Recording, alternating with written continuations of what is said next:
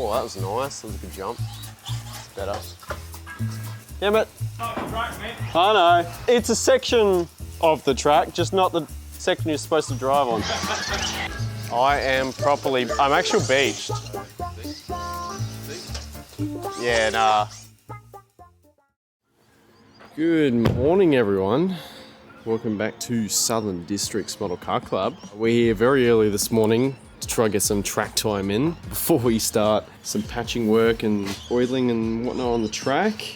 And we're going to do a track test today of the SOTA RC shock inserts. I have actually run these on a club day previously, but we're going to get some proper footage today. It's pretty cold. It's, I don't know, it's probably like 12, 13 degrees at the moment. We'll get the car out there. I've got some batteries charging at the moment. Get some hot laps in and give you a bit of an idea of, how they feel on the track. There's definitely some subtle differences that they help out with on the track, especially when it comes to the car staying more settled after these big jumps and things like that, especially this tabletop at the front here, and even that crossover, and even down the back straight there's a couple of gnarly sort of jumps that you got to nail, otherwise you flatland.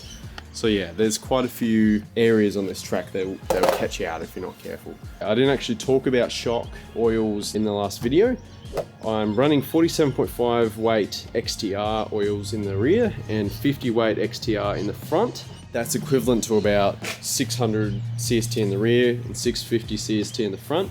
You can absolutely go heavier, especially once we do more oiling on this track.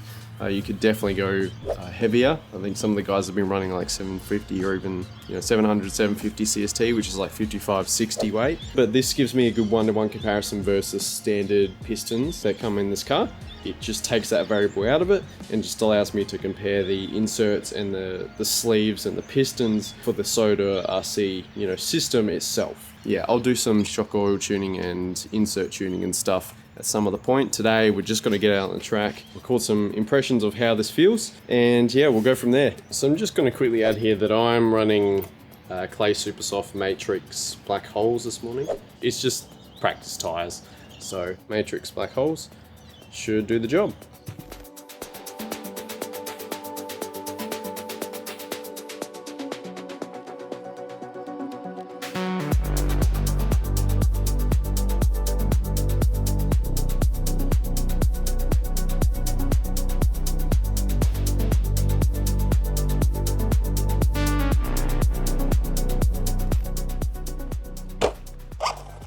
SOTA shocks in.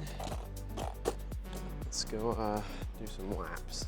So hopefully we can get some decent driving footage in. All right, let's see what the track grip is like. All right, couple warm-up laps to get started. Grip's definitely down. So the biggest things I found with the SOTA shocks was that, especially after jumps and things, especially flat landing, the car would just be a lot more settled. And yeah, it makes, especially down the rear straight, where if you don't get it right, you can flat land quite badly. Yeah, it makes a huge difference. Morning. Good yourself?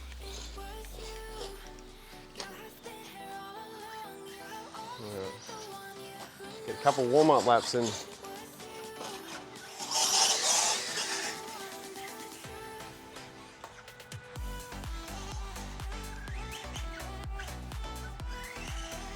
Here comes the crew.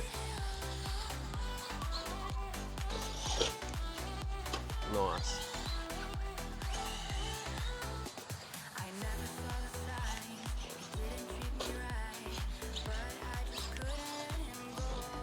Oh, nice. Still managed to get that somehow. But yeah, the car feels really consistent, really planted. It just feels more consistent and just more settled overall, especially after hard landings and jumps.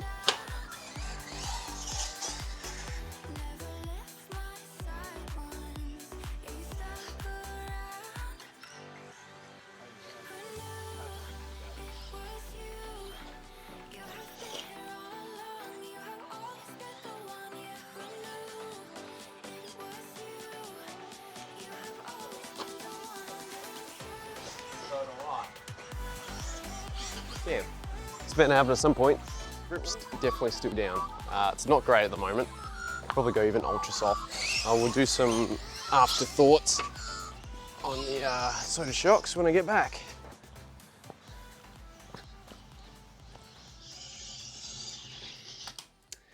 So that footage was recorded about 5 weeks ago. Unfortunately, I just haven't had time to finish off this video outside my other commitments. I apologize for the wait, but we're here now. Let's go through my initial sort of analysis, initial impressions, and a bit of a debrief on the track testing of the SOTA RC system right here. And yes, that is a second system. I bought another set. Let's crack in. Alright, so if you haven't seen the short I posted a couple weeks ago with my first impressions, at the time I had one full club day and a couple practice sessions of testing with the SOTA RC system. And since then, I've also done a 2-day event we just had at Southern Districts called the RC Hobby Zone Challenge, which I actually ran nitro in. I've never done that, that was a first for me. That also allowed me to test the SOTA shocks even more. So when I got the system out on the track, there were two pretty big improvements that I noticed.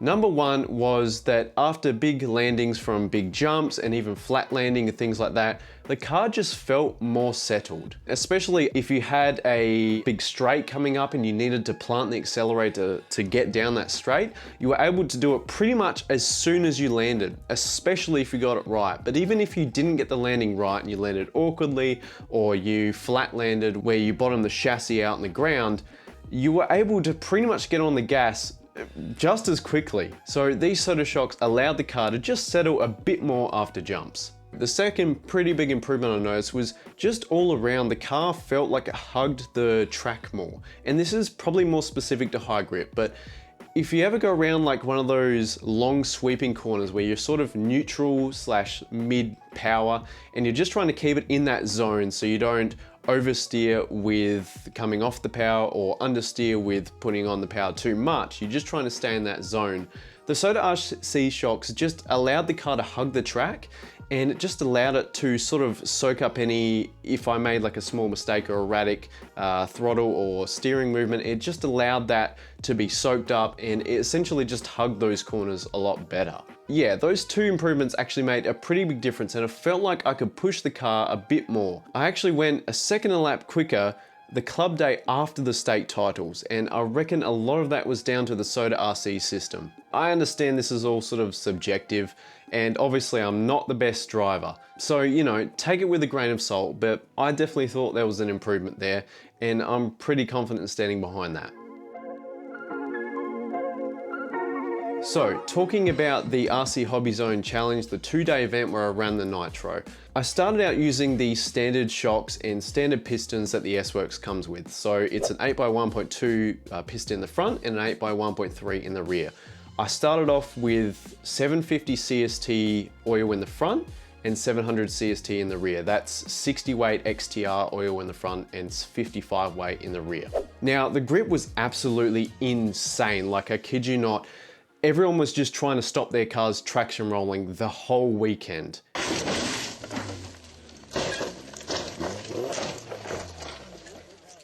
It was mental. This was the most grip we've ever had. So much more grip than even at ABC Philippine Masters 2025. So yeah, we spent the whole weekend just trying to stop the car from traction rolling. So taking grip out of the car. And one of the changes I made between qualifying sessions on the first day. So I started with the stock shocks and pistons, and all I did was an AB swap to the SOTA RC system I had in another set of shocks. And that had the exact same setup which I showed in the first video I did. The only difference being that the weights were 55 weight or 700 CST in the front and 50 weight or 650 CST in the rear. So I would say like one step lower than the stock shocks and pistons that I was using. So I actually felt like going down this one step in weight made the SOTA pretty much the same damping as the stock. I swapped them between two qualities, and that was the only change I made, and I went out there and it definitely calmed the car down. Now, it's important to note that this was just one of many changes I made throughout the weekend to stop the car traction rolling, but it definitely helped. and I actually ran the rest of the weekend on the SOTA shocks, and I was very happy with them. I'm going to spend a full day at some point just testing the inserts themselves, and that's also partly why I have this second set, so I can basically do A/B testing between two different shocks. So that's my sort of analysis of the SOTA system so far, but I think we're missing something. And that is the perspective of another driver, because at this stage, we've only got the perspective of me and my driving. And obviously I'm sort of an intermediate driver. I'm nowhere near a top driver. So saying that, I actually had my mate Joel Power, and you might know him if you watched the ABC 25 live stream. He actually took over the mic for a bit. He actually came over to me while I was on track during a recent practice session at the track, and he basically said to me, when you're bored, could I have a few laps? And I said, absolutely. He's let me drive his truggy more than a couple times now. So he went out there and took my car, which I'll let you know is a completely different experience for him. Number one, it's a different radio. He uses Spectrum gear. I use a Flysky Noble MB4 Plus. Very different. Number two, the platform. He runs TLR. I'm pretty sure he's run that for the last 4 or 5 years. So the S-Works is like apples to oranges. It's C-Hub on the TLR versus Pillowball on the S-Works. They're just completely different cars. And then number three, they're set up completely differently. I'm a driver who likes to set up my cars to be consistent and smooth. I prefer a car that's easy to drive, and that suits my driving style at the moment. Whilst Joel is completely different. I've driven his truggy, and it's actually a pretty cool thing to drive someone else's car and better understand how they drive and how they like to set up their cars, because he likes to set his cars up to be incredibly reactive, responsive. They turn on a dime. That's how he likes to drive. So it's like the complete opposite of me. And you can see it when he drives out on the track. He sends it everywhere he can. So yeah, based on those three things, you can pretty easily see that going to my S-Works was a big change. He went out there with my S-Works S35 4E Evo, and he actually really liked it. He said that you could push the car and it wouldn't do anything erratic. It would just sort of soak everything up and allow you to drive the way you wanted to drive. And that's pretty much how I've been able to set it up. So I said to him at this point, I've actually got the SOTA system installed in another set of shocks. How about I switch on the SOTA shocks and we'll see what you think. So that's what we did. And you'll see from this footage that he pretty quickly picked it up. He said he noticed the difference pretty quickly. And especially, like I've said, the two major things I found, that was his thoughts too. I didn't say anything about it. I gotta also add that in this very short amount of time, so like 5-6 minutes beforehand, and in this 10, 12, 15 minute stint, he picked up the car very, very quickly, and the radio too. It was pretty cool to see. I mean, that's what really good drivers can do. They can adapt to pretty much any car and any situation. So yeah, I think that pretty much reinforces what I've experienced myself. There's definitely a couple of noticeable improvements that no matter what skill level you are, I think this will help you. So there you have it. That's my initial impressions and sort of debrief after some track testing with the SOTA system. I'm planning on doing a full track day, as I said, where I'll just test out different inserts and things like that. But for now, I'm pretty impressed. And can I also just say a big thank you to Matt from SOTA RC. He's been fantastic. He's been a massive help when it comes to setup changes and things like that. So yeah, if you ever need a hand, just message Matt on his Facebook page or YouTube or any of that, and he'll be more than willing to help. I think that's really, really good to have that backing and support behind your product. This stuff is cool to see in the industry, and you know, at the end of the day, if we want to see more innovation, we have to get behind these projects. Not everyone will, you know, there'll be differing opinions about innovations in the industry. Like, I mean, there's been a whole kerfuffle about the laydown shocks that JQ had on the Miyako at the Philippine Masters. So at the end of the day, we've got to support these projects if we want more innovation in RC and the RC hobby as a whole to continue into the future. So before we wrap this video up, there's a couple of things I wanted to cover. So number one is when you are tightening the shock caps on the shocks where you have the SOTA RC system in, make sure you use a pair of pliers and give them a good tight turn. I hand tightened mine as much as I could and actually found them to come a bit loose and leak a little bit after a couple of runs. That's no fault of the system itself. I think that's just down to the bladder being a harder material. So yeah, once you've hand tightened it as much as you can, use a pair of pliers and just give it like an extra half turn, extra full turn, something like that, just to make sure that the cap is on there solid and you won't have any issues with any leaking or the cap coming off during a race. Number 2 is I mentioned with shock oils that I think you can go pretty much one step down in weight for shock oil when you're going from a standard set of pistons and in the standard shock to the SOTA RC system. Now that could differ depending on if you're running a different set of pistons, like a VRP 20 hole or like a 5-hole tapered, or you've even got the ones with the shims on top. So you'll have to do a bit of experimentation by yourself, but at least for me, I found that going one weight step down pretty much made the SOTA RC system feel the same damping wise as a standard system. So if you're gonna run 750 CST in a standard system, go for like a 700 CST in the SOTA RC system, at least for high grip, and especially if you're using the red and blue inserts. Hopefully I'll be able to comment more on that in my later videos.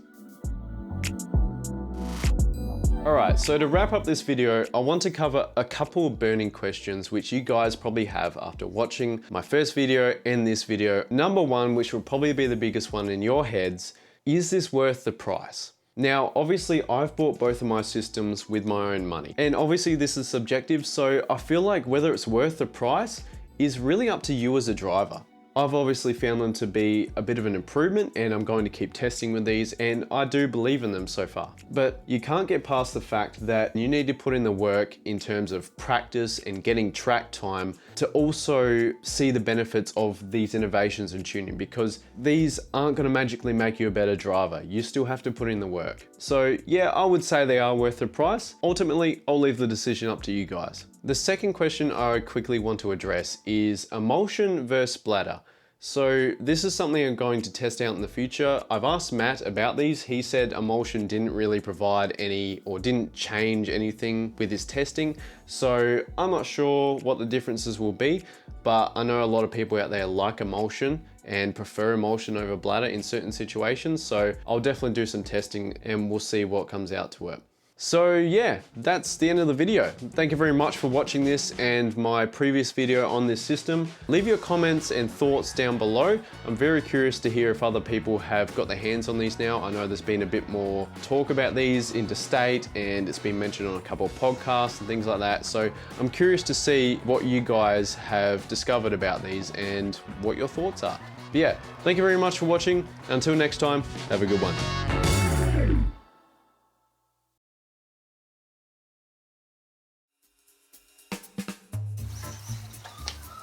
Oh, nice. Elsa Ram? Yep, nice. First time. Oh, I can smell something. You might want to check your cables. I reckon she's blown up, mate.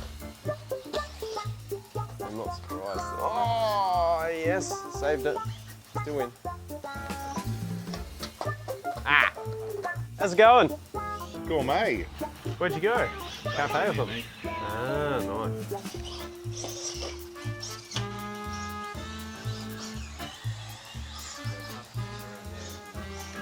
Yeah, taking it very easy. Oi! Whilst Joel is completely come on, I need a drink.